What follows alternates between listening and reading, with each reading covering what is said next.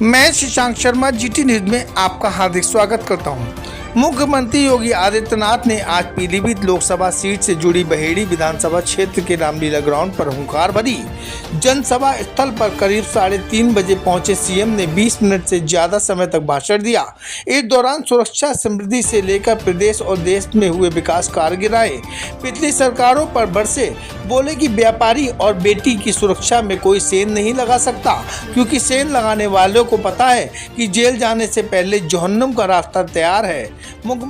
मुख्यमंत्री ने सिखों को बैसाखी की बधाई दी, किसानों को लेकर कहा कि कठिन परिश्रम का देश के लोगों का पेट भरने का काम करते हैं। बहेड़ी को इतिहास के परिवर्तन की धरती बताया। विपक्षी दलों पर निशाना साधते हुए कहा कि 7 सालों में यूपी में के अंदर कोई भी दंगा नहीं हुआ, दंगा करने वाले दंगा करना भूल गए हैं। आगे बढ़ाया। बरेली में तो पहले हर महीने दंगा होता था और आज दंगाई जो है जान की भीख मांगते हुए फिरे जा रहे हैं। बहनों और भाइयों, अब ये नहीं हो पाएगा कि दंगा भी कराएंगे और फिर किसी पार्टी से जाकर के जबरदस्ती हम लोग फतवे जारी करके अव्यवस्था पैदा भी करेंगे। अब ये कतई स्वीकार नहीं। नए भारत का नया उत्तर प्रदेश पूरी मजबूती के साथ आपके साथ खड़ा है, आपकी सुरक्षा के लिए खड़ा हुआ है।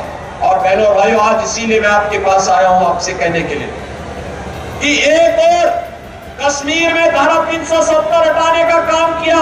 क्या ये काम सपा बसपा के लोग या कांग्रेस के लोग कर पाते? बहनों और भाइयों, 3 तलाक की कुप्रथा को क्या कांग्रेस और सपा बसपा के लोग समाप्त कर पाते? और अयोध्या में राम मंदिर का निर्माण क्या ये लोग कर पाते? क्या ये लोग कर पाते? बहनों और भाइयों, आप मुझे बताओ कितने लोग अयोध्या गए? रामलला के विराजमान होने के बाद कितने लोग गए? बहनों और भाइयों, मैं आपसे कहूंगा, पीलीभीत में तो चुनाव 19 अप्रैल को ही है। 19 अप्रैल के बाद पदाधिकारियों को छोड़कर के शेष लोग खेती बाड़ी से जब वक्त करने गए तो अयोध्या एक बार जाकर के देख के आइए। कितनी सौभाग्यशाली है हमारी पीढ़ी। 500 वर्षों का इंतजार आज अयोध्या में समाप्त हुआ। रामलला का विराजमान हुआ है। आज अब अयोध्या धाम जाएंगे, आपको लगेगा जैसे त्रेता युग में साक्षात राम इस धरा पर उतर करके हमें अपना आशीर्वाद प्रदान कर रहे हैं। बहनों और भाइयों, यह काम भी केवल भाजपा कर सकती है। कांग्रेस और सपा बसपा के लोग तो कहते थे राम और कृष्ण हुए ही नहीं। इनके समय में तो दंगे होते थे, कभी बरेली में, कभी सहारनपुर में, कभी किसी और जगह, लगातार दंगे बेदंगे होते थे और माफिया अपने गले का हार बना करके लोग प्रदेश को लूटने के लिए चलते थे। बहनों और भाइयों, आज आप देख रहे होंगे माफिया की क्या दुर्गति हो रही है। माफिया अपने गले में तख्ती लटका के घूम रहे हैं और एक ही बात की गुहार कर रहे हैं कि ठेली लगा करके सब्जी बेच करके पेट भर दूंगा, लेकिन जान बकस दो एक बार बस।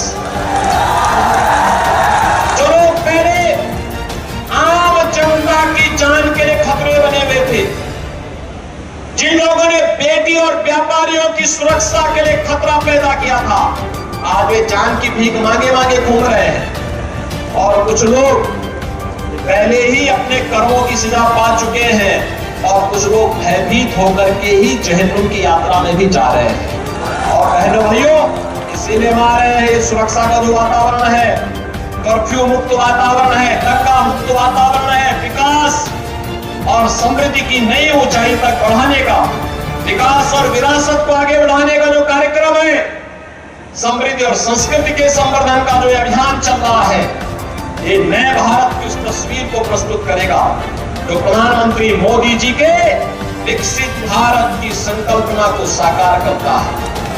विकसित साथ ही योगी बोले कि उन्हें पता है कि दंगा करने वालों को उल्टा टांग दिया जाएगा।